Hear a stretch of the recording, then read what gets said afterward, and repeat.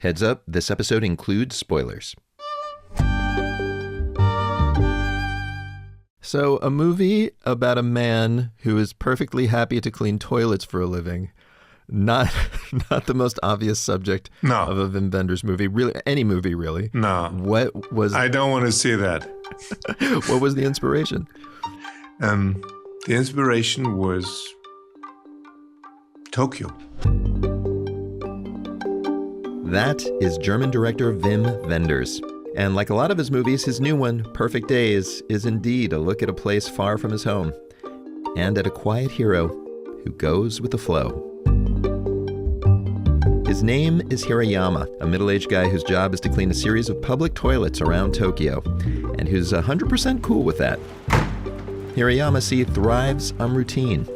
Every morning he leaves his little place, buys a drink from the machine outside his door, drives to work as the sun rises, takes photos of trees on his lunch break. His simple, mostly solitary days feel, perfect, until a niece appears at his door, and he's reminded of the complicated world he had to leave behind to live like he does, and the complicated people in it. I'm Rico Galliano, getting over a cold. Welcome back to the Mubi Podcast. Mubi's the streaming service that champions great cinema. On this show, we tell you the stories behind great cinema. Season 6 is in the works. Meanwhile, here is another special episode. It's my interview with Wim Wenders about Perfect Days. Last summer, its star Koji Yakusho won Best Actor at Cannes for this film. Last month, the movie was up for Best International Film at the Oscars, and it streams on Mubi in the UK, India, Latin America, and many other countries starting April 12th. Regular listeners know I have been a Wenders fanboy ever since his Cannes winner Wings of Desire played at the art house I worked at in college. He's also a hell of a documentarian. Last year I spoke to him about his 3D doc Anselm, about artist Anselm Kiefer. This time around, you'll hear us talk about his lead actor, his wanderlust, and his 4-year stab at conquering America. But first, we talked about Tokyo, a city he has shot many times. I asked him why it drew him back. The inspiration was to have lived through the pandemic and expecting that life afterwards would be glorious and that we'd all learn and we'd all have different lives and that our societies would be better places. And then it was over, the pandemic was over, and life was worse than before. At least in Berlin and in Europe and in America where I was, it seemed like the sense of the common good was down the drain. Everybody was in it for him or herself, more than before. And then I came to Tokyo to look at this social project, this art project, maybe make a couple of documentaries on these architects who had built these amazing toilets. And I realized in Tokyo, things were happening differently. In Tokyo, the sense of the common good was still alive. The way that people of Tokyo came back after the pandemic, and I was there that week, was endearing and respectful and caring, and they took care of their places. And when they had a party, they would pick up every cigarette butt and every bottle and schlep them home. And I realized, wow, that's what I was hoping for. And that is actually much more worth my first film after the pandemic. And I should not shoot it as a documentary. I shoot it as a story. Stories are so much more emotional. And even these toilets as a documentary subject, it's not so interesting. But if somebody goes there who has a purpose, that's better. Why don't you tell us about these toilets? Because they're not just any toilets for folks who haven't seen the film. Oh, no, they're not like any toilets you've ever seen in your life. This is a beautiful project because it was an art project, really. The Tokyo toilet was initially an art project. And this crazy guy asked these famous architects if they could envision, instead of building banks and museums and skyrises, to build something very small, a public toilet. And they all liked the challenge, and 15 great architects agreed to do it. And this was going to be a present to the city of Tokyo to open for the Olympics. It was like to show the world a little bit of Japanese hospitality. That's how it was born. And then the Olympics didn't take place. They were postponed to the next year, as you remember. Yep. And even the next year, nobody came. They were taking place in empty stadiums. And this beautiful social and art project went unknown. And that's why these guys called me and said, Wim, we know you love Tokyo. We know you're very interested in architecture. Come over here and look at these toilets, and maybe they inspire you to something. And we thought maybe you could make a couple of interesting documentaries about these architects and their creations. And that's why I came. And you want to describe like what some of these things look like what makes them so special? Well, they're all different. They're all made to measure for a small park here, a nice little shaded area there. And none of them looks like any toilet you've ever seen, especially the transparent ones. You can see through them. You see the toilet and you see the wash basin. You see everything, and you're afraid to go in because you're not going to go sit down in the toilet with everybody seeing you. And then you see somebody else going in and closing the door, and then they became opaque. Yeah. And once you've dared to go in and lock the door, and you're out of a sudden in a glass cage, and the sun throws all the shadows of the trees on these panels, and you are in the middle of nature, and you're on your own. And this is a very beautiful, civilized place. The toilet opens up on its own. It has a heated seat. You don't even have to use damn paper, because these toilets all have little showers, and they do something magnificent. They clean you from below, and after a while you get used to being pampered. But I didn't want to make these movies about these toilets, because I realized there was something bigger going on, and that was the Japanese people and their way of coming back and taking possession of their city again. That was really moving, and that's when I came up with the idea, let me use the same time to tell a story. I need a good script and a great actor. Let's talk about the actor. His name is Koji Yakusho. He's in basically every scene, and he has to carry it with this kind of, I would call it a benevolent quiet. He doesn't say very much at all, and that's the point. How did you pick him? He's a legendary actor. He's been in a million movies, but how did you pick him as the guy who could pull that off? Because I knew he could pull it off. He once in my life pulled off the impossible. You see, as a film director, I had a job in the Wenders family already since the 80s. We always went, the entire family at Christmas went to see a movie, and it was always a disaster. You can only lose if you try to take 3 generations to the same movie. And the only time it was glorious was sometime in the mid-90s when I showed them all Shall We Dance with Koji Yakusho. Not the American remake, but the Japanese original. And this was the only film where everybody came out and was happy. All generations, the old and the young. And I realized this actor can do something that other actors can't. It's his eyes. It's his eyes. He can do things with his eyes that no other actors can. And he has the kindest eyes in the world. And that's why when I said, let's make a movie and I need a good script and a good actor, I knew there was only one guy who can play this part, and that was Koji Yakusho. How quickly did you have to pull this project together? Well, I had to go back to Germany. I had only intended to come for a week to look at these toilets and make up my mind if I could do something. I had to go back 2 days later. They said, Koji Yakusho, give us a day. And the next day they came and said, yes, Koji will be in it if there's a script or not. And so I could write the story for him. I took Takuma Takasaki, my co-author, who was the guy who invited me in the first place. We knew for whom we were writing. We knew the places. We had a good sense how fast we had to shoot it. And we wrote a more and more free character who enjoyed his life, even if he was cleaning toilets. And we got to talk about the character that you come up with who is so happy. He's a man of a certain age, I will say. His hobby is taking photographs. You're also a photographer. He listens to songs that I bet show up on your own mixtapes pretty regularly. I mean, there are a couple of Lou Reed tunes, and Lou Reed was in your movies. In 3 of them. Yeah. How much is this character you? He is totally a fictional character, but I gave him everything I liked. I gave him photography. I gave him time. I gave him a car in which he can listen to music, and he drives every morning to work. And this is the road movie. That Perfect Days is also. And in the end, this man lives a life in which he is completely at ease. He's not missing anything.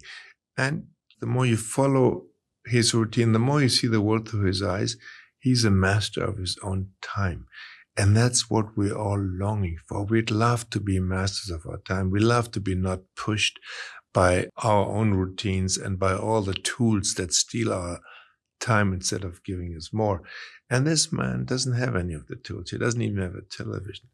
He reads in the evening, he reads books, and he only reads one book and finishes it and puts it in his shelf, and then he goes and buys one more. He doesn't buy a stack. He only buys used books because a used book is the same stuff that's in it than in a new book. And then he finishes it the next week, and then he buys the next one. And you slowly realize how much sense that makes to only live in the moment and only live for your basic needs. You, on the other hand, though, you mentioned this is a guy who doesn't even have a television. This is a guy whose embrace of technology basically ended after the invention of the cassette tape. There's a whole subplot revolving around the fact that he only listens to cassette tapes. But you seem like someone who's fascinated with technology. You made a 3D documentary this year, one of the many that you've made.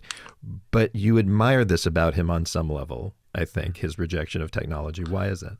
It's not his rejection of technology, it's his reduction to the essential. And the essential is never the technology. And the essential of music is the music, not how it's played. And if you have a hi-fi $100,000 system at your home, or if you listen to it on a cassette recorder, you can have more fun on your cassette recorder if you have the time to listen. If you don't have time and you have an expensive system, it's worth nothing. And he found this cassette recorder in the attic. It was left over from his youth. And he realized in that time in the 70s, music mattered to him. Music was very important to him. He loved his songs. And then he became somebody else. He became a businessman. And we don't know much about this life that he had. We only know that at one point he made a choice and to live a different life. And he found his old cassette recorder and brought it back and realized he only needed that music that mattered so much to him. But is this, I have to ask you, because of all of the things that you're saying, I could so easily apply to you. I mean, somebody who, like, the 70s was a great time for music, was listening to stuff on cassette probably. Is this wish fulfillment on some level for you? Like, you wish you could be this guy? It's not just me. You follow his life, and after a while you realize there's a deep longing in yourself to simplify your life. To be Hirayama wouldn't be bad. I mean, even the coolest dudes I know come out and they're crying, and they realize that Hirayama showed them an alternative and that they have options to imitate him. Imitate him here or there. Nobody is ready to live in a one-room place with nothing, but they all realize he has a point with his reduction. But you don't shy away from the fact that this is not all roses. There's a cautionary tale in here too, because he knows that to live this way, he has to disconnect from the modern world to a certain point. And by the end, he seems to acknowledge that he's had to sacrifice to live this life. Yeah. Is the sacrifice worth it, you're saying? I think you see it on his face. The answer is on his face. The last scene is 3 minutes on his face, and you can read it and you know what he thinks. And you know he has doubts, and you know in the end he's happy that he made the right decision. Tell me about that last shot, actually, because I find it just amazing. It's just a still shot on Koji's face as he cycles through these feelings. To me, he's going through many feelings of joy and of sorrow. And you've got the Nina Simone song, Feeling Good, over it. First of all, tell me how you landed on that song. I'd like to know. That song, for the longest time, was just the frontispiece of our script, because the lyrics of that song describe Hirayama's nature to me and his way of living in the present. And the lyrics are his character. And we had it in front of the script to remind us. Like sometimes in a book or novel, the first page is a poem or a quote or something. We had Nina Simone. Oh, yeah. And then we wrote in all the songs of the film, because we realized the man doesn't talk much. And he chooses his music carefully. He's sort of DJing his day. So we thought we have to put it in the script, what he's selecting. The music helps us tell the story. It's part of the storytelling. So we wrote all the songs in. And then we shot it, and the more we shot, the more we realized that Nina Simone's song in the beginning was the best way to end the movie. So Nina Simone led us to that last shot. And oh, really? Yes, and I made sure that Koji Yakushi, my actor, understood each and every word of it, and that the entire song is sort of visible on his face. Mhm. When we shot it, we only did 2 takes, one from the side and one in real traffic. I mean, he drives a crummy, tiny little old van, and he's actually driving it in Tokyo traffic, and there's 4 people with him in the car, my cameraman on the passenger seat, sound man in the back, the camera assistant, and me with crammed way back with my little iPad on my knees in order to see the scene. And I looked at the iPad and he's put the cassette in. Birds flying high, you know how I feel. Sun in the sky, you know how I feel. And they started listening, and after a while I said, "Wow, what is this? What is he doing?" I didn't know that an actor can laugh and cry at the same time, and that he can really show you his entire inner self just listening to a song. And I'm feeling good.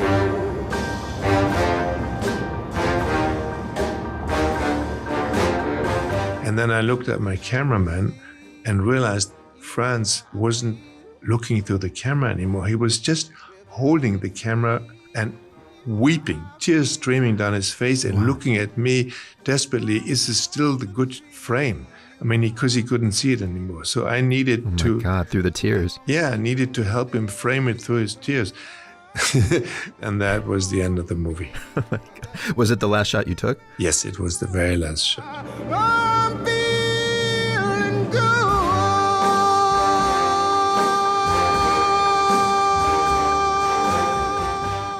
I feel like this is a different and beautiful kind of film for you.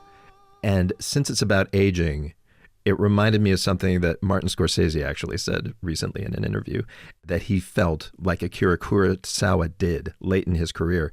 Because Kurosawa said something like, "I now see so much more of what's possible in cinema, but I don't have time left to do it all." And I wonder what your take is on that, what your feeling is on this. You're clearly not as advanced in years as Martin Scorsese, but Kurosawa, very late in his life, made a most amazing film called Dreams, which was the first electronic thing he did on high definition video. Right. First time he did composite imagery. I mean, he started to see the future of filmmaking, and maybe he was a little regretting that he saw it so late. And it's quite a departure for a man who is the master of elements, of snow and rain and hail, and of period movies and of samurais and of lots of movies. And out of a sudden, he discovers the future. Do you feel any of that yourself? Because I see you doing the same thing. It's like you came to 3D, a few years ago. Well, I'm exploring it since the beginning. Buena Vista Social Club was the first all-around digital movie. And is that right? It is right. And Pina was the first 3D documentary ever shot, and it was done before Avatar was even out. And I only heard that Cameron was making a 3D movie, and it was my big hope that he would do so, because then there would be a few theaters that could show this format. And I'm eternally grateful to Cameron, and I love Avatar.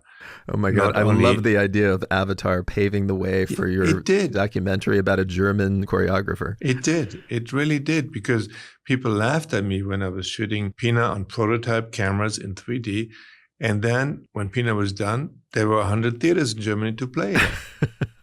Thanks to James Cameron. I would not have traced that thread in cinema history. Well, who could have thunk it?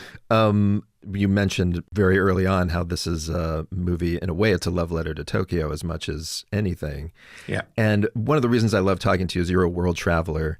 There's this globe-trotting nature to your work about trying to capture places as well as people. I have said on this very show that one of the reasons I got into traveling and travel writing is from seeing Wings of Desire, because it made Berlin seem so fascinating and beautiful. Your company is called Road Movies. When did this sort of wanderlust develop? When I was a little boy. I wanted to travel. I wanted to leave Germany behind since I remember. I left Germany already on bicycle. I didn't even have a car. I always tried to get out, and only through a long time in America, and only after finally making a film in America that I was happy with, which was Paris, Texas, I returned to Germany. And it allowed me to return, and I had accepted that I was a German. And Wings of Desire that you quoted is the film of a homecoming man, and it's the film of somebody who's accepted that he was German and he could finally shoot his own country as if it was a new territory. What about shooting in America made that possible for you? Well, I thought I could become an American director. I mean, naively.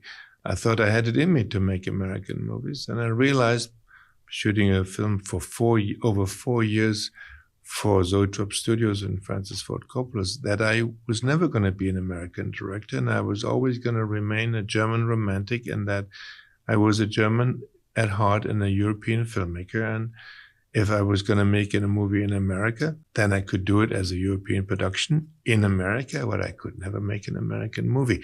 And that reflection brought me to Paris, Texas. And that was not an American film. It was a film in America by a European filmmaker.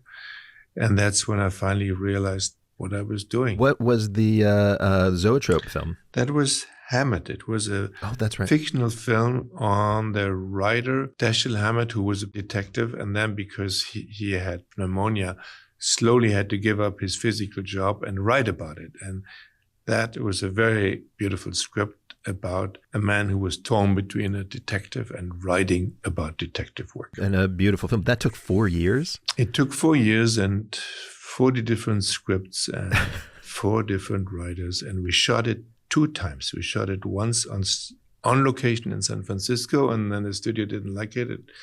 Not Francis. Francis was torn, but Orion, which was the studio that had ordered it, thought it was not enough action and too much about the writer and not about the detective. And so in the end, I had to shoot the whole thing one more time. And I was too stubborn to give it up, and Francis was too loyal to me to fire me, so we stuck it out and we shot the film a second time, and this time in Los Angeles on the backlot. I got it. And I can imagine. So that's the experience that makes you go, you know what?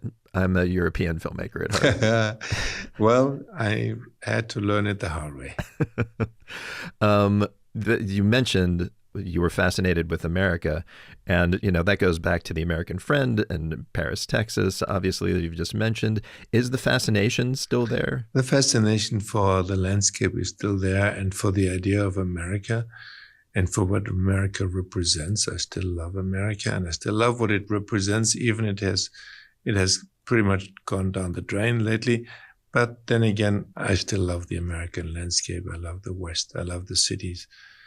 I love Americans a lot, but I don't know right now. I'm very ambiguous about this reign of lies and dividedness and inability to talk with each other. That is, for me, very painful right now. Yeah, this actually reminds me, the first time I interviewed you, we talked about what I think is a very optimistic, cosmopolitan view of the world. A lot of times in your movies, you have characters from multiple countries speaking in multiple languages.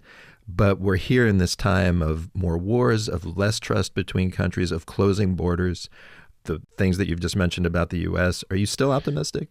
I'm a born optimist. I still think only optimists can change the world. Pessimists never get anywhere. So I'm an optimist by nature, but also by decision, because if I were a pessimist, I wouldn't even know how to do a movie anymore. I don't have any cynicism in me, and that is an old-fashioned thing. Maybe that's because I was born right after the war in such a hopeful new beginning. So I can't make anything that's cynical or pessimist. I can only make movies with happy ends. Or at least happy/beautifully sad ends. Yes, beautifully sad is even better. Wim Wenders, his Oscar-nominated Cannes-winning Perfect Days arrives on Mubi in the UK, India, Latin America, and many other countries starting April 12th. Also coming soon in many countries, we are showing a slate of classic Wenders films. We're calling it Wim Wenders' King of the Road. Check the show notes for details. And that wraps this episode of the Mubi Podcast. Next time, Cannes 2024 is coming up. And as a preview, I'm going to give you a first-hand tour through some of the weirder, wonderfuler sides of the festival that you generally don't read about in magazines. Among our guests will be, once again, Wim Wenders. Follow us wherever you listen so you don't miss it. Meanwhile, this episode of the Movie Podcast was hosted, written, and edited by me, Rico Galliano. Kira McAniff is our producer. Stephen Colon mastered it. Music by Yuri Suzuki. Thanks this week to David Harper for taping Vim.